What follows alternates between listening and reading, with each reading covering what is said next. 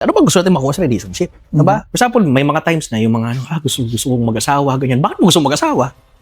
Diba? Kasi gusto ko lang bumembang na parang, okay, di mo kailangan mag-asawa para doon. Bumembang ka lang.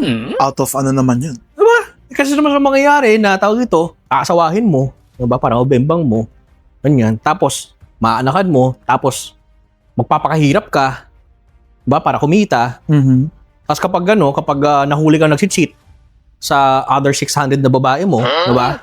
Yan, kunin yung half of what you have. Yes. Diba? Pero kung yung babae knows the mission, diba? Na parang, no, we're here to win. Diba? Oo. Diba? Parang tawag ito, merger yan. Kaya siya nag-aasawa left and right kasi merger yun. Diba? Kailangan purposeful tayo. Diba? Mas pinag-iisipan pa nga natin yung ito yung pansin ko pinag-iisipan pa ng mga tao yung ina-apply nilang trabaho. Diba? Na parang, parang 30 per hour lang yun, ganyan, 35, brokies, wages. Parang pinag-iisipan na yun, malayo kasi, 15 miles, ito, 7 miles. Ang dami ng pinag-iisipan.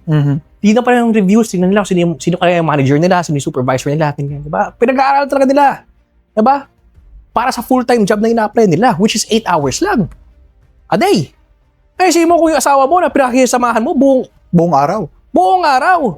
Hindi mo pinag-iisipan yun. Hindi mo pinag-iisipan na parang, diba? Kaya mo sabihin na, ang toxic sa trabaho. Diba? Pero yung toxic na relationship, okay lang yun. Yung brush it off. Oh well. Kapag nahuhuli ako, pinapatulog ako sa labas, toxic nun.